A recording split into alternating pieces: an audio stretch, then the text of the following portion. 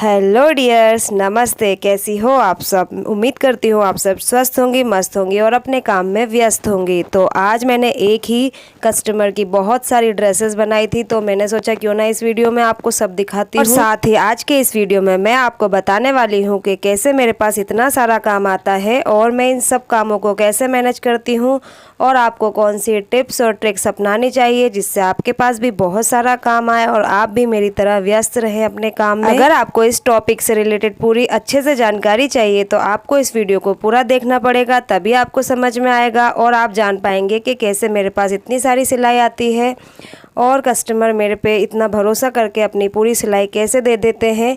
तो ये सब बातें मैं आपको इस वीडियो में बताने वाली हूँ, तो वीडियो को पूरा देखिएगा। तो जो ये ड्रेसेस मैंने आपको दिखाई है, इनमें से कुछ मैंने साड़ी से बनाई है और कुछ फैब्रिक ही था। तो देखिए, इस वाले कुर्ते में मैंने जो बॉर्डर आई थी नीचे, उसको मैंने आस्तीन पे ना लगा के इसके गले पे लगा दिया, तो ये बहुत ही सुंदर लगने लगा। आप भी ऐसी ही कुछ क्रिएटिविटी करते रहा करिए कस्टमर के कपड़ों पे, ताकि वो भी खुश हो जाएं और अपने कपड़े आपको दे के जाएं।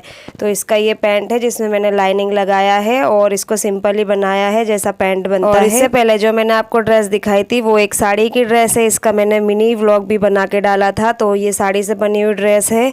इसको मैंने एक पूरी साड़ी से बनाया था। पल्लू वाले पोर्शन से मैंने कुर्ता निकाला था और नीचे स्कर्ट बनाई थी चुन्नट वाली। एक ये वाला सूट है, इसमें भी मैंने स्क्वायर नेक रखा है फ्रंट में और बैक में राउंड रखा है और इसकी बॉर्डर को तो मैंने स्लीव पे और नीचे दामन पे अटैच कर दिया है। ये कपड़े मेरे पास बहुत दिनों पहले से पड़े हुए थे, कम से कम 6 महीने। तो इतने दिनों तक भी मेरी कस्टमर सब्र कर लेती हैं, क्योंकि उनको पता है कि मेरे पास ज़्यादा काम रहता है, तो मैं बहुत ही उनका काम धीरे करके दूंगी। कुछ ही ऐसी कस्टमर है जिनको मैं इतना इंतज़ार करवाती हूँ, बाकी तो जिनको जब जल्दी होती है उनको मैं जल्दी ही दे देती हूँ और काम ख़त्म करती हूँ। तो देखिए कि ये ड्रेस है, इसको मैंने अंगरखा पैटर्न फ्रॉक बनाया है। ये भी साड़ी से ही बनाई है। तो साड़ी वाला जो पल्लू वाला हिस्सा है वो मैंने फ्रंट में रख दिया और एक साइड वर्क आ रहा था तो उसको मैंने साइड में करके अम्ब्रेला कटिंग कर दी।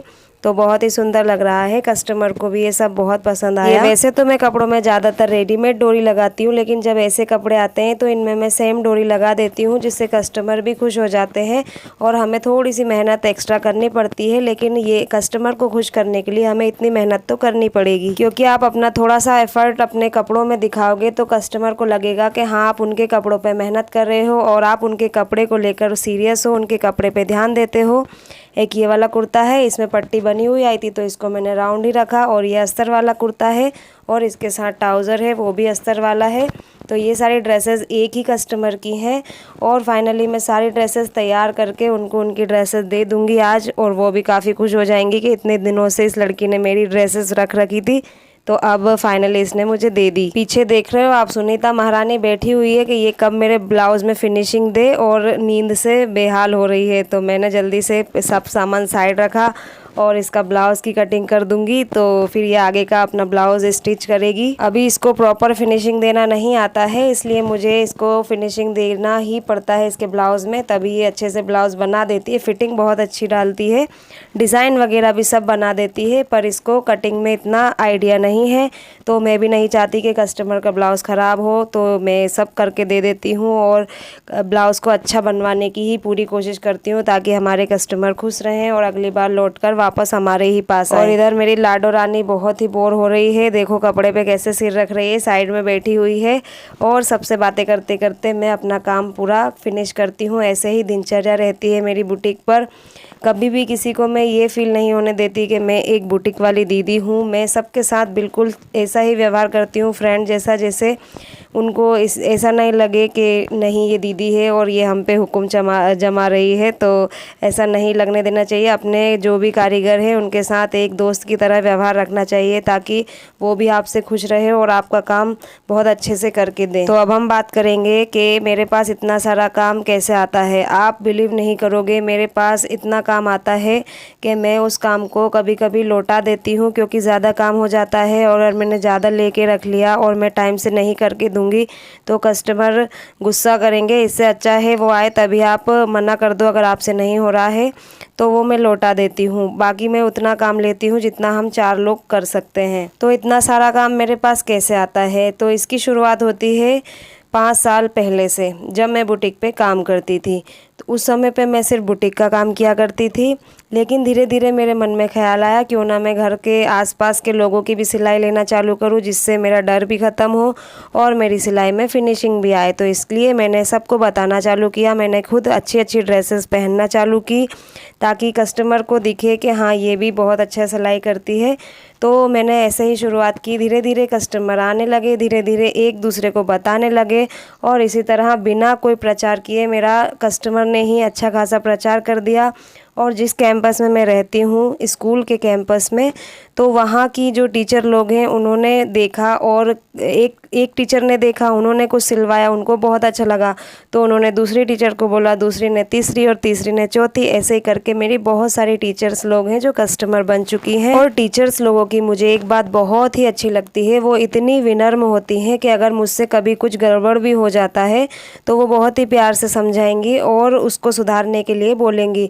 बाकी हमारे बुटीक पे तो इतने बहुत ही भयंकर कस्टमर आती हैं जो ज़रा सा कुछ हो जाता है तो उस पर भड़क जाती हैं, लेकिन टीचर्स लोग ऐसी नहीं होती। तो मुझे उनका काम करना बहुत पसंद है और उनके अंदर धैर्य भी इतना होता है कि मैं उनके कपड़े 6-6 महीने तक रख लेती हूँ। जैसे ये वाली कस्टमर जो हैं ये भी टीचर ही हैं और जहाँ मैं रहती हूँ वहीं कैंपस की टीचर हैं जो पढ़ाती हैं स्कूल में, तो उनके ही कपड़े थे। उन्होंने इतना धैर्य रखा कि मुझे 6 महीने का टाइम दे दिया और मैंने उनका काम करके रखा है। तो इसी तरह शुरुआत में मेरी टीचर्स लोग ही ज़्यादा कस्टमर बनी और पैसे में भी कभी वो आनाकानी नहीं की। उन्होंने जितने मैं मांगती हूँ मेरी मेहनत के अकॉर्डिंग वो उतने दे देती हैं, 1 रुपया भी कम नहीं करती हैं।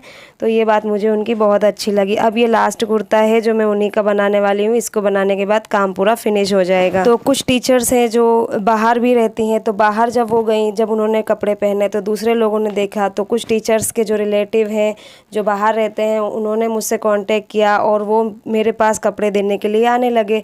और जब मैं बुटीक जाती थी वहाँ पर भी कुछ लोग थे जो पहचान वाले थे, जो बुटीक पर आते थे, मुझे देखते थे, तो वो लोग पर्सनली फिर मेरे पास ही आके कपड़े देने लगे। इस तरह से धीरे धीरे मेरी चेन बनती गई लोगों की और धीरे धीरे बहुत सारे लोग मुझसे जुड़ते गए। मेरे पास सिलाई की कमी पहले इतनी रहती थी कि मैं सोचती थी कि काश कोई मुझे सिलने को दे दे, मैं ऐसा बना दूंगी, मैं वैसा बना दूंगी, कम पैसे ले लूँगी।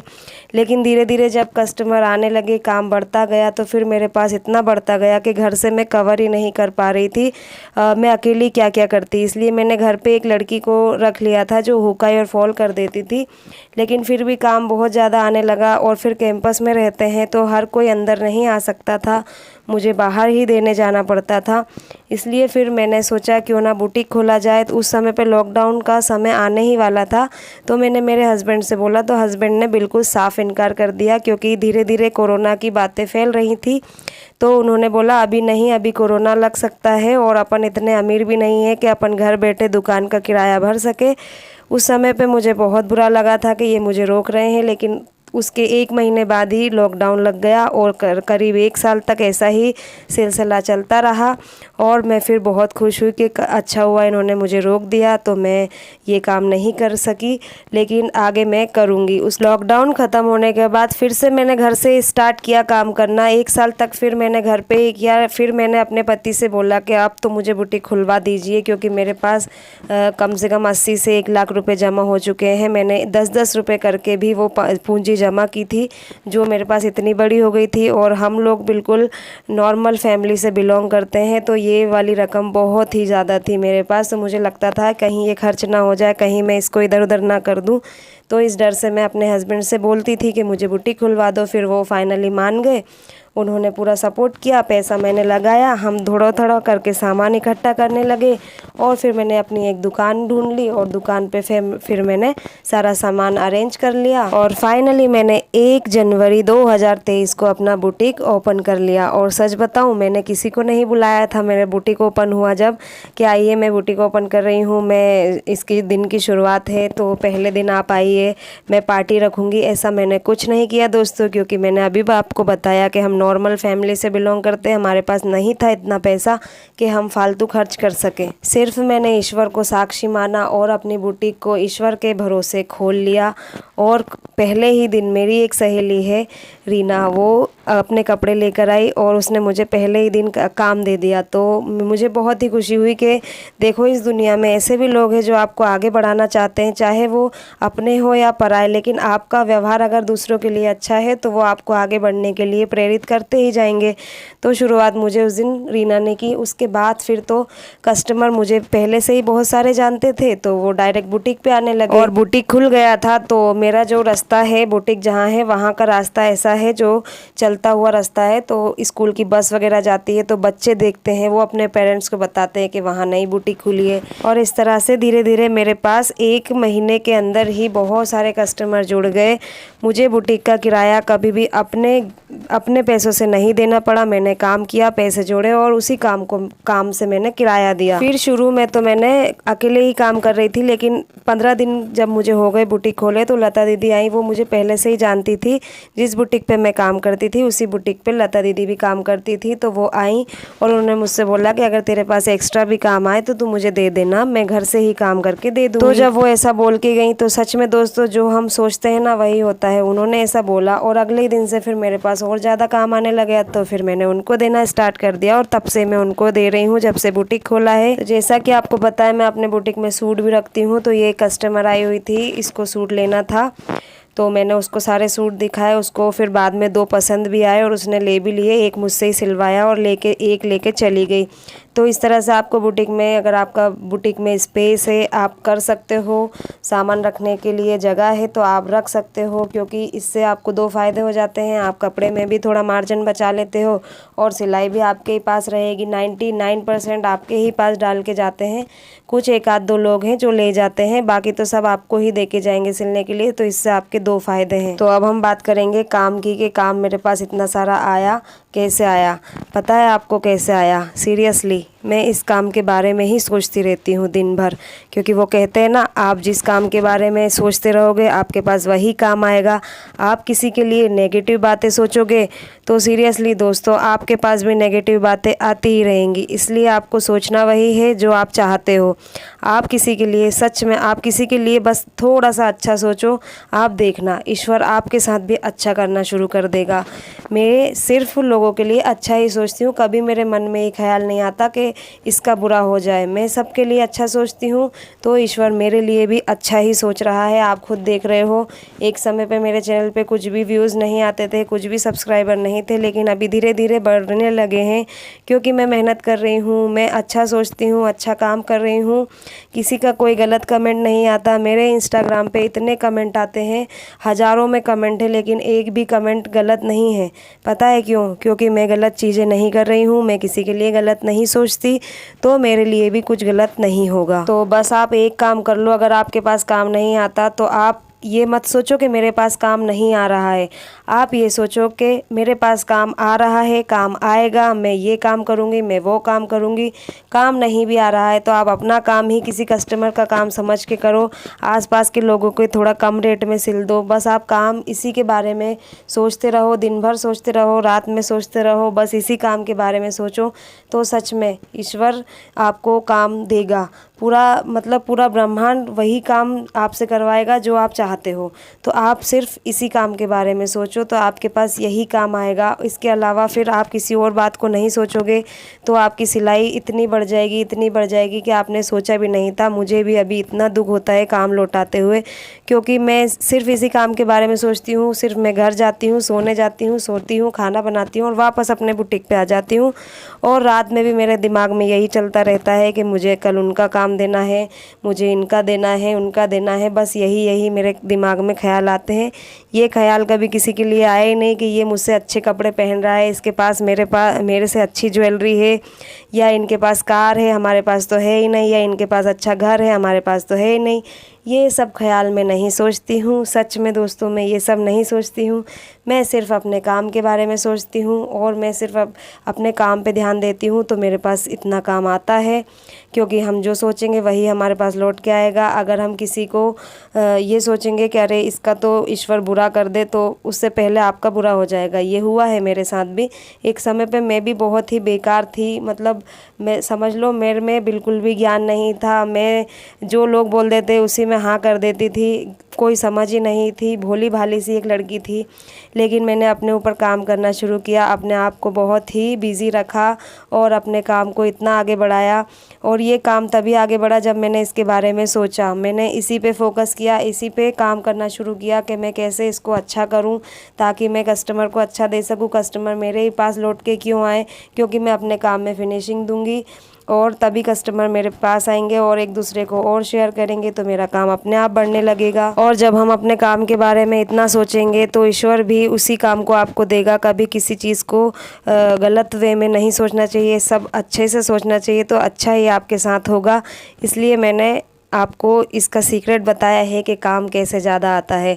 आप एक बार सोच के देखना, दिन भर आप बस अपने काम के बारे में सोचना, मन में यही ख्याल बनाना कि हाँ काम आएगा, काम आएगा और एक दिन ज़रूर आएगा। और नहीं भी आता है तो आप अपना काम करते रहो, आलस बिल्कुल मत करो और अपने आप को बस इसी काम में बिज़ी रखो तो काम आपके पास आएगा। मैंने अपने आप को अपने काम में इतना बिज़ी कर लिया है कि ना मुझे खाने का फिर होश रहता है ना पीने का, बस मुझे अपना काम ही दिखता रहता है। मेरे हस्बैंड मुझे बहुत डांटते हैं कि तुम दुबली होती जा रही हो, खाती पीती नहीं हो, क्योंकि काम में इतनी व्यस्त रहती हो। तो सोचिए ना, जिस लड़की के पास काम नहीं आता था, आज ईश्वर ने उसको इतना काम दे रखा है कि किसी भी चीज़ को सोचने का कोई टाइम ही नहीं है कि मैं दूसरों के बारे में कुछ सोचूं और मैं अपने आप को दूसरों के लिए वेस्ट कर दूं कि मैं उनके लिए सोच रही हूँ तो उन्हीं के लिए वेस्ट हो रही हूँ। मैं अपने लिए सोचूंगी तो अपने लिए ही वेस्ट होंगी। इससे अच्छा है ना कि मैं अपने काम के बारे में सोचूं, बस उसी को सोचूं जो मुझे करना है। मेरे दिमाग में बस दिन भर सिलाई करते करते यही चलता रहता है कि मैं कौन सी नई डिज़ाइन बनाऊँ जो कस्टमर को पसंद आए और मैं कैसे उनको खुश रखूं कि कस्टमर मेरे पास ही आते रहें। तो मेरे कस्टमर बहुत ही अच्छे हैं। कभी जो भी नए कस्टमर बने हैं उनमें से 80% कस्टमर मेरे परमानेंट है। कुछ कस्टमर आते हैं, कुछ चले जाते हैं। देखिए ऐसा बिल्कुल नहीं होता कि जो कस्टमर एक बार आया वो हमेशा ही आएगा। कस्टमर आते जाते रहते हैं, लेकिन कुछ कस्टमर से आपका ऐसा रिश्ता बन जाता है जो कभी सगों से भी नहीं बन पाता। तो हमारे कुछ कस्टमर ऐसे ही है जिनसे हमारा दिल का रिश्ता बन गया है और वो कभी मुझे नहीं छोड़ते। कोई भी परेशानी आती है तो वो मुझसे शेयर करते हैं, मैं उनसे शेयर करती हूँ। ऐसा ही हमारा सिलसिला चलता जा रहा है और मैं अपने काम में इतनी व्यस्त हो रही हूँ कि ना मुझे सोने की चिंता है ना जागने की। लेकिन अभी मैं अपने ऊपर ध्यान देती हूँ कि मैं टाइम से सोती हूँ, मैं टाइम से उठती हूँ, टाइम से अपना सारा काम करती हूँ, अपने काम पे भी पूरा फोकस लगाती हूँ। तो अब से आप कुछ नहीं करोगे, सिर्फ इसी जो काम आप कर रहे हो, चाहे सिलाई का हो चाहे कोई दूसरा भी काम हो, बस आप उसी के बारे में सोचो। आप सोचो कि नहीं आ रहा है लेकिन कल आएगा, काम आएगा, ये सोचते रहो तो आ जाएगा आपके पास काम। और थोड़ा जब हम कोई काम करते हैं तो हमें अपने काम पे फिनिशिंग पे भी ध्यान देना है। ये नहीं कि आप बस करे जा रहे हो और वो काम अच्छा नहीं दिख रहा है तब भी आपको लगे कि नहीं आप तो अच्छा कर रहे हो। ऐसा नहीं है, कस्टमर को आपका काम पसंद आना चाहिए तभी तो वो आपके पास आएगा। तो इस बात का ख़ास ख्याल रखें कि आप जो भी काम करें उसको आप बहुत ही अच्छे से करें और पूरे दिल से करें। चाहे आप अपने काम में कुछ भी गड़बड़ कर लो, लेकिन कस्टमर का काम इतने अच्छे से करके दो कि कस्टमर दोबारा आपके पास ही लौट कर आए। तो आपके पास काम क्यों नहीं आएगा, आपके पास ही काम आएगा। इसलिए आपको कभी भी नेगेटिव नहीं सोचना है। दूसरों के लिए अपने लिए बस अच्छा सोचना है, दूसरों के लिए भी अपने लिए भी, तो आपके साथ भी अच्छा ही होता जाएगा। और लास्ट में मैं आपसे बात करूँगी कि आप है ना अपने आप को डीमोटिवेट मत किया करो। आप ये मत सोचा करो कि अरे ये हमसे नहीं होगा, हम कैसे करेंगे। कभी कभी आलस करके आप बैठ जाते हो, सिलाई करने के लिए बैठते तो पर मन ही नहीं लगता। तो आप प्लीज़ ऐसा मत किया कीजिए। अंदर का मन तो आपको रोकेगा, लेकिन आपके अंदर के मन को आपको बताना है कि आपको आगे बढ़ना है, आपको कुछ करना है अपने जीवन में। तो आपको मेहनत भी करनी पड़ेगी, कोई दूसरा नहीं आएगा आपकी जगह मेहनत करने। अगर आपको अपने जीवन में आगे बढ़ना है तो आपको ही मेहनत करनी पड़ेगी, आपको ही तपना पड़ेगा, आपको स्ट्रगल करना पड़ेगा। तभी आप दूसरों की नज़रों में दिखाई दोगे कि हाँ आप कुछ कर रहे हो अपने जीवन में, आप कुछ करके आगे बढ़ रहे हो, तो लोग आपकी इज्जत करना शुरू कर देंगे। तो कभी भी अपने आप को खाली मत बैठने दो, हमेशा काम करते रहो तो काम आपके पास आता ही रहेगा। तो उम्मीद करूँगी कि आपको इस वीडियो से कुछ ना कुछ जानकारी ज़रूर मिली होगी। और देखिए, कभी भी कोई काम मुश्किल नहीं होता। किसी को लगता है कि बच्चे को संभालते संभालते हम कैसे काम करेंगे। मेरी बेटी 7 सालों से नानी के पास जा रही है, लेकिन अभी 2-4 दिनों से मैं उसको अपने साथ इसलिए ला रही हूँ कि अभी उसको आदत बनानी पड़ेगी मेरे पास रुकने की, क्योंकि अब वो बड़ी हो रही है, उसको बहुत सारी बातें सिखाना है। तो इसलिए अब मैंने सोचा उसे मैं अपने पास रखती हूँ। तो मैं उसे बुटीक पर ही रखने लगी हूँ, लेकिन वो मुझे परेशान नहीं करती। कई लोगों को लगता है कि बच्चे बहुत परेशान करते हैं, मेरी भी करती है, लेकिन हमें बच्चे को समझना चाहिए, तभी हमारा बच्चा हमारे पास अच्छे से खुश रहेगा और हमें काम में भी डिस्टर्ब नहीं करेगा। तो इसी तरह की और भी वीडियोस देखने के लिए मेरे चैनल को सब्सक्राइब ज़रूर कर लेना। मिलते हैं अगले व्लॉग में। Bye bye.